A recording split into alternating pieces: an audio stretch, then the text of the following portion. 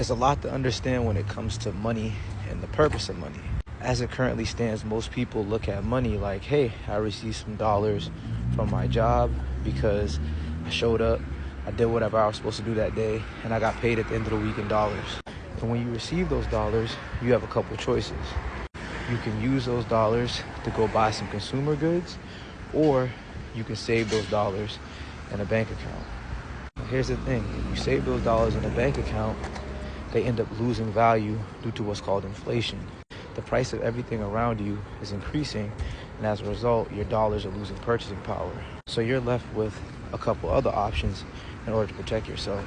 Some people do things like buy stocks, or they buy real estate, or they may buy gold, they may buy silver, etc.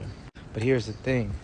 You have to understand that anything that's denominated in dollars is in turn losing its purchasing power because of dollar debasement. Now, this isn't an attack on any one specific investment. This is just mathematical in terms of what's occurring right now. Dollars are debased because the central bank, Federal Reserve, is able to print money.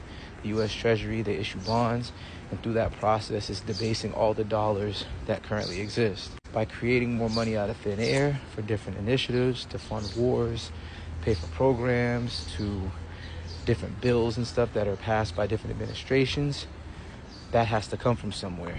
During COVID specifically, there was a lot of money that was printed, and that created a lot of money out of thin air. During the great financial crisis of 2008, that was another situation where money was created out of thin air to fix a problem that Wall Street created, but that's a whole nother story. So the key is to understand that with all of this money that's being created out of thin air and the debasement of the dollars that you own and you work hard for, it's important for you to own things that protect your purchasing power and that serve as stores of value. Stores of value allow you to pretty much protect your time and energy. And more specifically, when it comes to purchasing power, you want to be able to buy more of the things you need, not less. You shouldn't get punished for leaving your dollars in your bank, but that's the way of the world, and that's essentially how the traditional financial world works.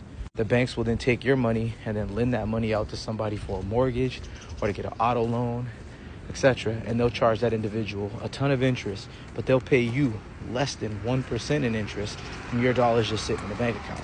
It doesn't make sense, but it's the way of the world. As a result, you need to understand stores of value, purchasing power, and buying things that hold its value and they're not easily debased because they can't be created out of thin air.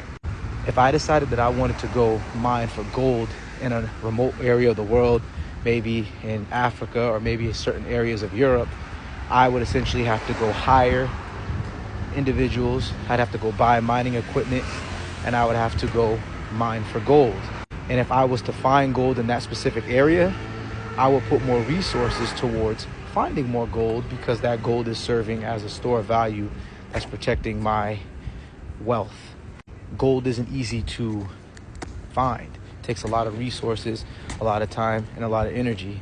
And there's a certain amount of gold that exists in the earth, but you have to do some work to find it. With Bitcoin, it serves as digital gold. It can't be created out of thin air. It's programmable into the time chain, into the blockchain, and there's an entire mathematical equation that decides how much Bitcoin is going to be created every 10 minutes. And this isn't just something that can be created out of thin air, like dollars. And it's not just a matter of dollars, it's a matter of any currency. Any currency in the world that's controlled by a central authority or government is manipulated. Currency is manipulated, and debt is essentially needed in order to inflate the asset prices of everything around us. So this is why it's very important to understand purchasing power, stores of value, and that it's about understanding that the denominator matters. If you have $100,000 in your bank account, I guarantee you that in a year from now, that $100,000 is not going to buy you the same amount of goods that it will buy you today. So as a result, only the paranoid survive. You got to stay vigilant, stay curious, keep learning, understand stores of value, understanding purchasing power, and escape the matrix, because the government's not going to save you. Nobody's going to save you. You got to save yourself. You got to learn and align with people that can help you.